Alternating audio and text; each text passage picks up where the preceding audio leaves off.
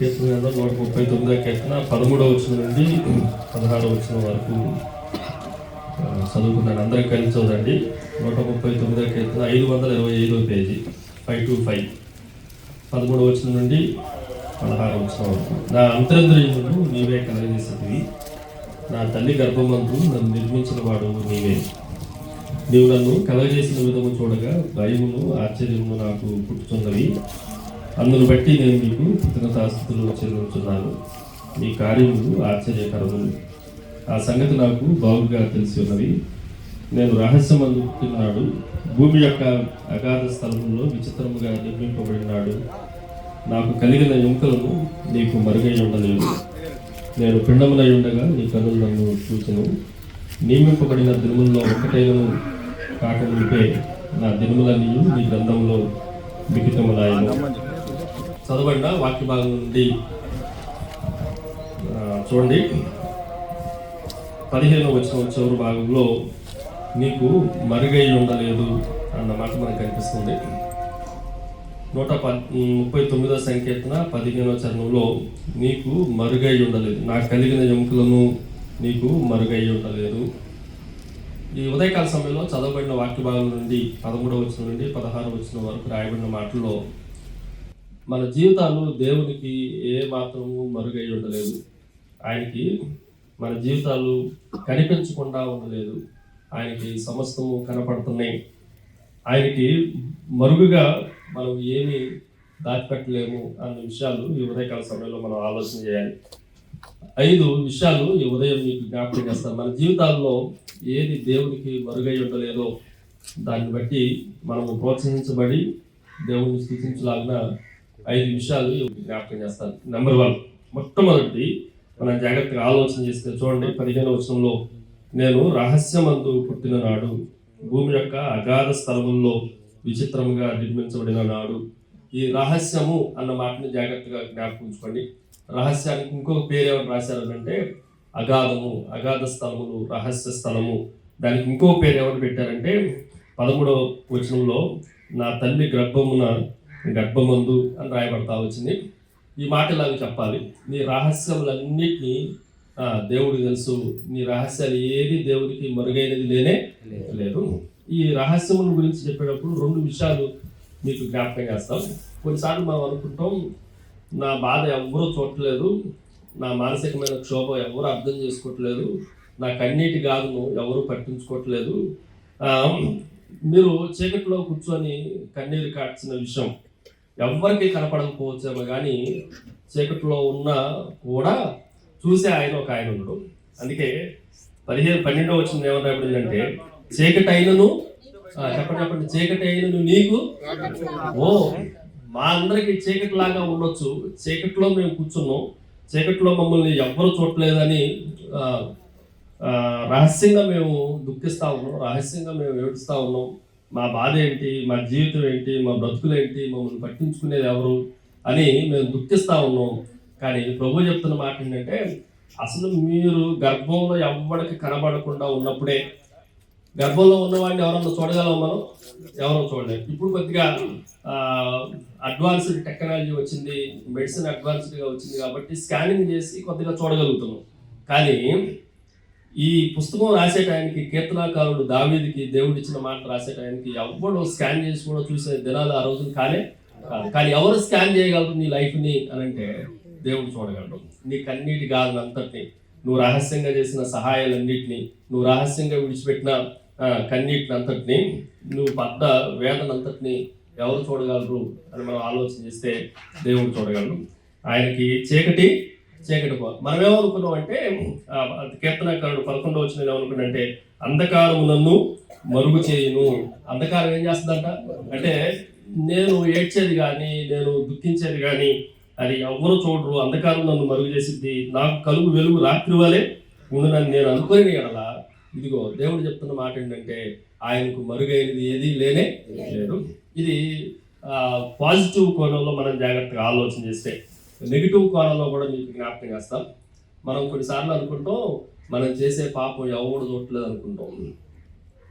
మనం చేసేది ఈ రాత్రి ఇంత మిడ్ నైట్ నన్ను చూసేది ఎవడు, ఏ పోలీసు వాడు ముట్టుకోలేడు, ఏ తల్లిదండ్రులు నన్ను కొట్టుకోలేరు, ఏ అత్తమామలు నన్ను కొట్టుకోలేరు, ఏ భర్త భార్యలు నన్ను కొట్టుకోలేరు అని రహస్యంగా మనం ఇష్టానుసారంగా బతకడానికి అవకాశం ఉంది. కానీ కీర్తనకారుడు అంటాడు, అయ్యా నేను పుడుకోవటం నీకు తెలుసు, నేను లెగవటం నీకు తెలుసు, నా నడక నీకు తెలుసు, నా పడక నీకు తెలుసు, అసలు నా నోట్లో మాట ఏదొస్తుందో నీకు తెలుసు, నా ఆలోచనలో ఏమొస్తుందో తెలుసు. ఇంత నీకు తెలిస్తే ఏం మరుగు చేయగలను? నీకు నేనేమి మరుగు చేయలేను. ఇలాగూ నా రహస్యాలన్నీ నీకు తెలుసు కనుక అసలు నా బ్రతుకుని గురించి ఆలోచిస్తే నాకు భయం పడుతుంది. అమ్మో ఇంత తెలుసా ప్రభుకి అని నాకు భయము, వణుకు, ఆశ్చర్యం కలుగుతూ ఉంది. కాబట్టి ఈ పాజిటివ్గా నెగిటివ్గా రెండు ఆలోచన చేస్తే నీకన్నిటినీ ఎవ్వరు చూడని నీ కొడుకులు కుమారులు కూడా పట్టించుకొని విశాలమైన గాథలన్నింటినీ, రహస్యాలన్నింటినీ ప్రభు ఎరిగిన వాడు. నీవు ఎవరికి కంటికి కనపడకుండా చాలా తెలివిగలను నన్ను పుట్టుకునేవాడు ఇంతవరకు భూమి మీద పుట్టలేదు అనుకుంటే నిన్ను పుట్టించిన వాడు నిన్ను పుట్టుకోగలడు. కాబట్టి ఆయనకి రహస్యమైనది ఏది లేదు. కాబట్టి మొదటిది ఆయనకి ఏం మరుగు కాలేదు, ఆయన్ని ఏది మన జీవితాలు దాచిపెట్టలేదంటే రహస్యమైనవి ఏవి ఆయనకి మరుగైనది కాదు. అది మొదటి మాట. రెండో విషయాన్ని మీకు జ్ఞాపకం చేస్తా. చూడండి 15వ వచనంలోనే మరలా రాయబడిన మాట, నాకు కలిగిన ఎముకలు నీకు. రెండోది నాకు కలిగిన ఎముకలు. ఈ మాటను కూడా జాగ్రత్తగా ఆలోచన చేద్దండి. రహస్యంగా చీకటిగా ఉన్నవన్నీ ఆయనకు మరుగై ఉండలేదు. ఎముకలు దేనికి సాదృశ్యం అని మనం ఆలోచన చేస్తే మన ఈ మధ్యకాలంలో క్రిస్మస్ మెసేజ్లో ఒక మెసేజ్ చెప్పాడు ఎముకల గురించి. అక్కడ స్ట్రక్చర్ని జాగ్రత్తగా ఆలోచన చేస్తే ఎముకలు అన్న మాట తెలుగు బైబిల్లో రాయబడింది, కానీ ఇంగ్లీష్ బైబిల్లో ఎవరు రాయబడింది అంటే ఫ్రేమ్ వర్క్ అని రాయబడింది. ఫ్రేమ్ వర్క్ అంటే ఒక గూడు లాంటిది, ఒక రూపం లాంటిది. ఈ మాటను కూడా జాగ్రత్తగా ఆలోచన చేస్తే అన్నిటికన్నా అడుగునుండేది ఎముకలు. దానిపైన నరాలని, రక్తనాళాలని, దానికి సంబంధించిన లిగమెంట్స్ అన్నీ ఉంటాయి. దానిపైన చర్మం ఉంటుంది, దానిపైన శరీరం ఉంటుంది, మాంసం ఉంటుంది, దానిపైన ఏముంటుంది, చర్మం ఉంటుంది, స్కిన్ ఉంటుంది. సో ఈ ప్రాసెస్ని జాగ్రత్తగా ఆలోచన చేస్తే ఎముకలు దేనికి సాదృశ్యం అంటే పునాదికి సాదృశ్యం. ఎముకలు దేనికి సాదృశ్యం? ఫౌండేషన్కి సాదృశ్యం. నీ బ్రతుకు పునాది అంతా ఎవరికి తెలుసానంటే ప్రభువు తెలుసు. మీరు అనుకుంటారు మా గురించి ఏం తెలియదు. మనకి పాత స్టోరీలో ఒకటి ఉంటుంది, ఆ మంత్రగాడి ప్రాణం ఎక్కడ ఉంటుందంట చెప్పండి. ఆ చిలకలో ఉన్నట్టుగా నీ బతుకులో నీ పునాదంతా ఎవరికి తెలుసు, ఎవరికి మరుగు కాదు. ఒకవేళ నీవు ఎట్లా నిర్మించబడ్డావో నీ తల్లిదండ్రులకు తెలియదు. నువ్వు ఎలాగో నిర్మించబడ్డావో, తోలాలి గర్భమందు ఎముకలు ఎలాగ ఏర్పడ్డాయో ఎవడో ఎరగని రీతి మనుషులకి ఎవరికి తెలియదు. కానీ నీ ఎముకల్లో ఒక్కటి కూడా ప్రతిదీ ఎవరికి తెలుసు అని అంటే ఇక్కడ మనం జాగ్రత్తగా ఆలోచన చేస్తే మన బలహీనతలు ప్రభువుకు తెలుసు. చెప్పండి మన బలాలు కూడా ప్రభువు తెలుసు. మనకి ఏమి స్ట్రెంగ్త్స్ ఉన్నాయి వాటి గురించి. ఎందుకనంటే ఆయన పుట్టుక ద్వారా నీ రహస్యములన్నింటినీ ఎరిగిన వాడు. రెండోది నీ పునాది, నీ జీవిత పునాది అంతా ఎవరికి తెలుసు అని అంటే ప్రభువు తెలుసు. అందుకే కీర్తన 69వ సంకీర్తనలో ఒక మాట చదువుతున్నా చూడండి. కీర్తనకారుడు చెప్తున్న మాట, దావీదు జీవితాన్ని మనం జాగ్రత్తగా ఆలోచన చేస్తే 69వ కీర్తన 5వ వచనంలో 5వ చరణంలో, దేవా నా బుద్ధిహీనత, చెప్పండి నా బుద్ధిహీనత నీకు తెలిసే ఉన్నది, నా అపరాధములు నీకు మరుగైనవి కావు. నేను ఎట్లా అసలు నా డిఎన్ఏ ఏంటి, నా జీవితంలో డిఎన్ఏ కట్ చేస్తే ఎవరికి తెలుసు అంటే ప్రభువు తెలుసు. లోకంలో ఉన్నవాడికి కొన్నిసార్లు డౌట్ వస్తే ఏం చేస్తూ ఉంటారు, ఈ అమ్మాయి మమ్మాయే కాదా, అవునా కాదా, నాకే పుట్టాడా అనేది. ఇప్పుడు ఉదాహరణకి పుట్టినవాడు అమ్మలాగా కాకుండా అయ్యలాగా కాకుండా ఉంటే ఏమంటారు, వస్తుందా? అత్తమ్మ వాళ్ళందరికీ డౌట్ వస్తుందా, అసలు వీడు మాకు పుట్టినోడేనా లేకపోతే ఎవడికైనా పుట్టినోడా అని ఎంత డౌట్ వస్తుందో. సో ఎముకలు అనేది నీ పునాది మొత్తం ఎవరికి తెలుసానంటే నువ్వు అందరిని మాయ చేయించావు, లోకంలో ఎవరికి కనపడకుండా మాయ చేసావు. కానీ ఎముకలు నిర్మించిన వాడు ఏం చేయగలడు? నా బుద్ధిహీనత నీకు తెలిసే ఉంది, మరుగు చేయలేదు నేను, నా అపరాధములన్నీ నీకు మరుగై ఉండలేదు. సో నా జీవిత పునాది నీకు బాగా తెలుసు. కాబట్టి నేను మరుగు చేయడానికి ఏమీ అవకాశం లేదు. తెలుగులో ఒక సామెత ఉంది కదా, చెప్పండి మాయమామ తెలుసా తెలియదా? అమ్మ పుట్టినలో ఎవరో తెలుసు. సో అసలు అమ్మ పుట్టిల్లు అనే ఆ గర్భంలో నిర్మించిన మేనమావే ఈయన. అందుకే ఒక సేవకుని అడిగిందంట, ఎందుకు ఆదాము తయారు చేసి తీసుకొని వచ్చిన తర్వాత ఆదాము దేవుడికి ఏమవుతాడంటే పిల్లలు ఇచ్చిన మామ అన్నాడు అప్పుడు. అంటే మరి పిల్లలు తీసుకొచ్చి ఇచ్చింది కదా, పిల్లలు ఇచ్చిన మామ ఎవరు? దేవుడికి మామ. సరే మామే అనుకుందాం, మేనమామ అనుకుందాం, ఆయన నీ గురించి పూర్తిగా తెలుసు. సో మన బలాలు బలహీనతలు అన్ని ఎక్స్ప్లెయిన్ చేయడానికి సమయం సరిపోదు. మన బలాలు మన స్ట్రెంగ్స్ అన్నీ తెలుసు. నీకు ఎంత శక్తి ఉందో నీకు తెలియకపోయినంత శక్తి ఆయన తెలుసు. నీకు ఎంత బలహీనత ఉందో, నువ్వు ఎలాంటి వాడు, ఏ స్వభావం కలిగిన వాడు, తన్నేవాడు, తన్నించుకునేవాడు, కొట్టేవాడు, కొట్టించుకునేవాడు, నీ లైఫ్ స్టోరీ మొత్తం ఎవరు తెలుసు చెప్పండి? ఆయనకు తెలుసు. ఆయనకు మరుగైనది ఏమీ లేదు. దాని మూడో విషయం మీకు జ్ఞాపకం చేస్తాను. ఆయనకు మరుగైనది ఏం లేదు అన్న దాంట్లో 16 వచనం మనం చదివితే, నేను పిండమునై 15 వచనంలోనే ఇంకొక మాట చదువుతున్నా, జాగ్రత్త చూడండి. భూమి యొక్క అగాధ స్థలములలో విచిత్రముగా నిర్మింపబడిన నాడు, ఈ విచిత్రముగా నిర్మింపబడిన నాడు అన్న మాటని జాగ్రత్తగా ఆలోచన చేస్తే, ఆయన నిర్మాణాన్ని కూడా కొంచెం జాగ్రత్తగా ఆలోచన చేద్దాం. ఇక్కడ రాయబడిన మాట తెలుగులో విచిత్రంగా నిర్మింపబడినాడు అని రాయబడింది, కానీ ఇంకో తెలుగు బైబిల్ ఇంకో 2-3 ఉన్నాయి. మీరు యాప్లో చూస్తే అందులో ఏమని రాయబడిందంటే, మన జీవితాలను విచిత్రంగా అల్లిన నాడు అని రాయబడింది. మీకు ఒరిజినల్ హీబ్రూలో రాయబడిన మాట ఏంటంటే ఎంబ్రాయిడర్. మీరు ఎంబ్రాయిడరీ వర్క్ తెలుసు కదా ఆడవాళ్ళకి. ఎంబ్రాయిడరీ వర్క్ అంటే ఏంటి? విచిత్రమైన రంగుల అల్లిక. ఏమేమి చేస్తారు అందులో అంటే, దానికి చక్కగా ఏ కలర్ కావాలో ఆ కలరు, ఏ దారం కావాలో ఆ దారం, ఏ మెటీరియల్ కావాలో ఆ మెటీరియల్ అన్నిటినీ చక్కగా ఎంబ్రాయిడరీ వర్క్ చేస్తూ ఉంటారు. అసలు మనల్ని ఎంబ్రాయిడరీ వర్క్ చేసింది ప్రభు. అంటే ఏ దారం కావాలో, ఏది పెట్టాలో, ఏది పెట్టకూడదో, ఏది ఉంచాలో, ఏది ఉంచకూడదో అన్నిటినీ నిర్మించిన వాడికి మన బ్రతుకంతా తెలిసిందో తెలీదా? ఆయనకి ఏమన్నా మరుగై ఉందా? అల్లిక చేసిన వాడికి ఇది ఏ దారం ఏ కుట్లో దొరికిందో తెలుసా తెలీదా? ఆ వర్క్ చేసిన వాళ్ళకి ఎంత బాగా తెలుసో, మన జీవితాన్ని వర్క్ చేసింది ఆయన, ఎంబ్రాయిడరీ వర్క్ చేసింది ఆయన, విచిత్రంగా వర్క్ చేసింది ఆయన. కొన్నిసార్లు మనలో లోపాలు ఉంటాయి.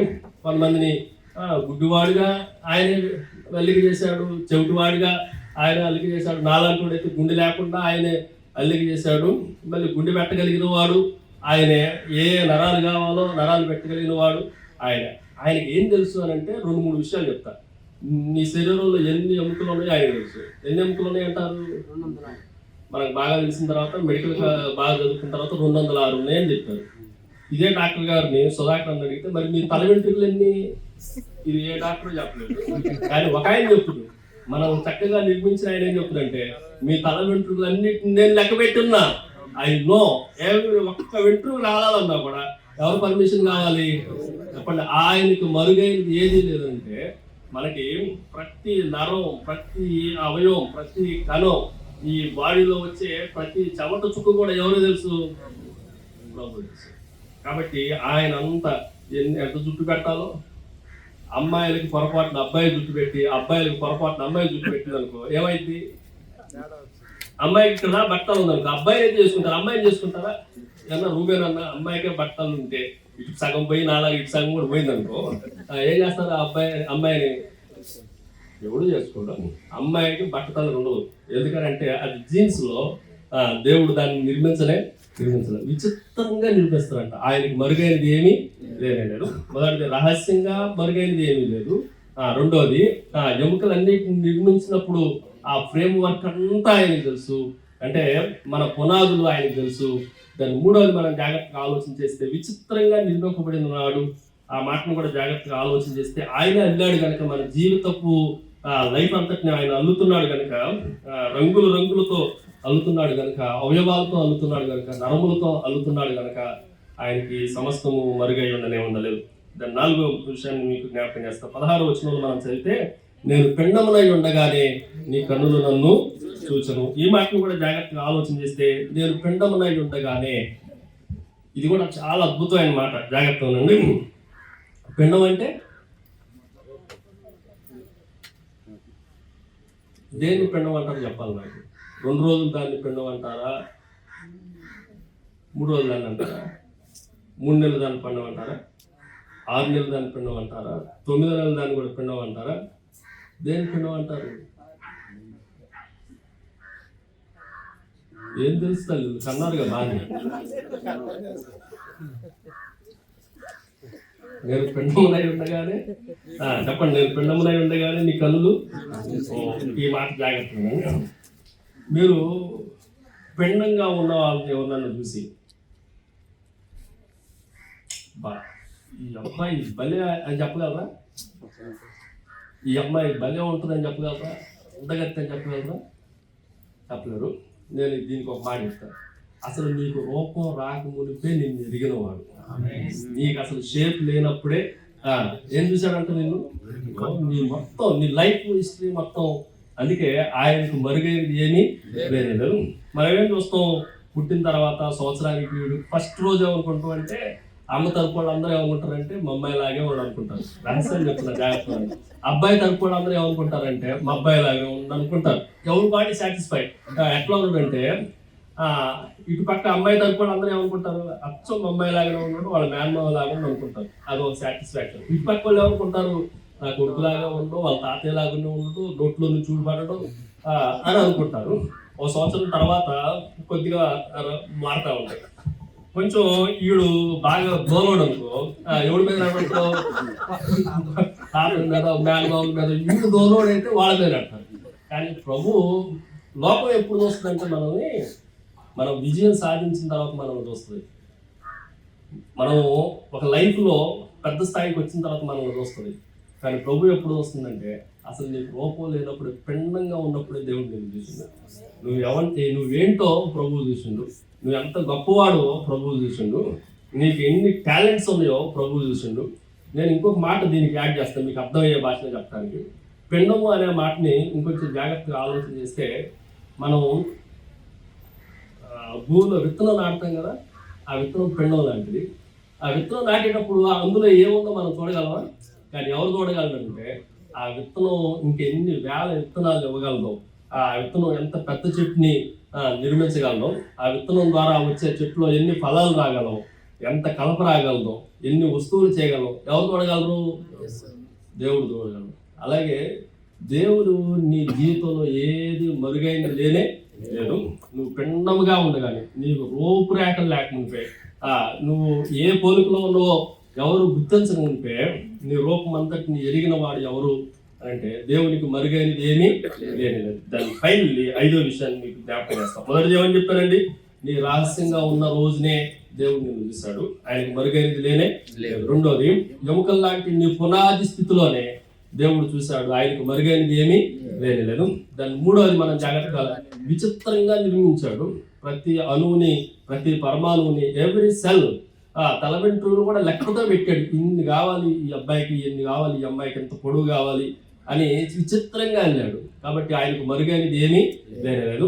మనకు అసలు రూపం లేకముందే, షేప్ లేకముందే దేవుడు మనల్ని చూసిన వాడు, ఎన్నుకున్నవాడు. ఆయనకు మరుగైనది ఏమీ లేదు. దాన్ని 5వది మనం జాగ్రత్తగా ఆలోచన చేస్తే 16వ వచనంలో, నియమింపబడిన దినముల్లో ఒక్కటైనను కాకమునిపే. 5వది మనం జాగ్రత్తగా ఆలోచన చేస్తే నీ లైఫ్ టైం అంతా, ఇది 5వది కాలాన్ని గురించి చెప్పేది. నీ టైం మొత్తం ఎవరికి మరుగై ఉండలేదు? చెప్పండి, దేవునికి మరుగై ఉండలేదు. ఈ వచనాన్ని మనం జాగ్రత్తగా ఆలోచన చేస్తే, వ్యక్తిగతంగా మనకి మన గురించి తెలియదు పూర్తిగా, మనల్ని కన్న తల్లిదండ్రులకి పూర్తిగా తెలియదు, మనల్ని చదివించిన గురువులకి పూర్తిగా తెలియదు. కానీ ఎరిగిన వాడు ఒక్కడు, సమస్తమును ఎరిగిన వాడు ఎవడు అంటే మన గురించి సంపూర్ణంగా ఎరిగిన వాడు దేవుడు మాత్రమే. ఎవరు చెప్పండి? ఆయనకు మరుగైనది ఏమీ లేదు. ఉదాహరణకి రేపు ఎలా ఉంటారో మీరు తెలుసా? చెప్పండి. ఇప్పుడు ఈ యవనస్తులు ఉన్నారనుకోండి, మా అమ్ములో ఉండగా ఎదురుగా, అబ్బో ఈ యవన కాలంలో ఎట్లా ఉంటుందంటే, నాకన్నా హీరో లేదు, హీరోయిన్ లేదు అన్నట్టు ఉంటుంది. 20 సంవత్సరాలప్పుడు మేము కూడా మెడికల్ కాలేజీలో ఫస్ట్ ఇయర్లో, సెకండ్ ఇయర్లో చదివినప్పుడు మా వెంట్రుకలు మావి కూడా మంచి, అసలు మా అన్నయ్య ఎదురుగా కూర్చుండవు. జాషువా అన్న, మా రెండో అన్నయ్య కలిసి నందిగావులో మేమే హీరోలు అన్నట్టు తిరిగాను. 40 సంవత్సరాల తర్వాత సగం పోయిన తర్వాత మనకి కూడా ఇంకో 4 సంవత్సరాలు పోయిందంటే నాకు సగం గుండైతే, ఈ అమ్మాయి పెళ్లి టయానికి నాది అరగుండె అయితే, ఆ టయానికి ఎట్లుంటుందో తెలుసా? ఈ లైట్కి మెరుస్తూ ఉంటుంది నాది.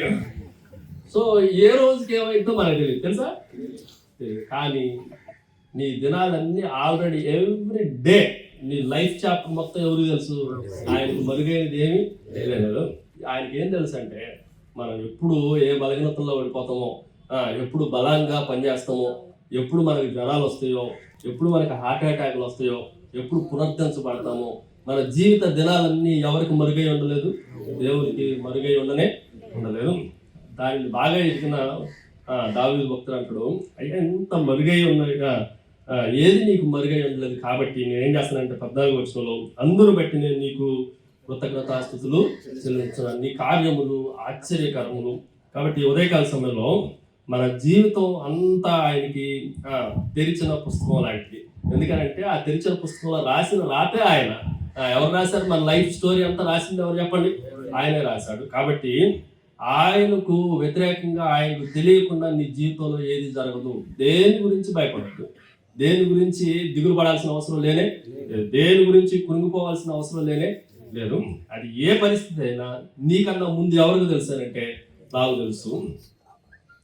ఈ నాగేశ్వరరావు గురించి చెప్పాలంటే, మీరు కొట్టుకునేది ఆయనకి తెలుసు, మీరు కలిసేది ఆయనకి తెలుసు, మీరు ఆనందించేది ఆయనకి తెలుసు, మీరు చేసేవన్నీ ఎవరికి మరుగై ఉండదు? దేవునికి మరుగై ఉండదు. ఆయన టయాన్ని గురించి, ఆయన క్షణం కొరకు మనం ఎదురు చూడాలి. ఆ విధంగా ఆయన చేతులకి మన జీవితాలను అప్పగించుకుందండి. దేవుడి మాటలను దీవించుగాక.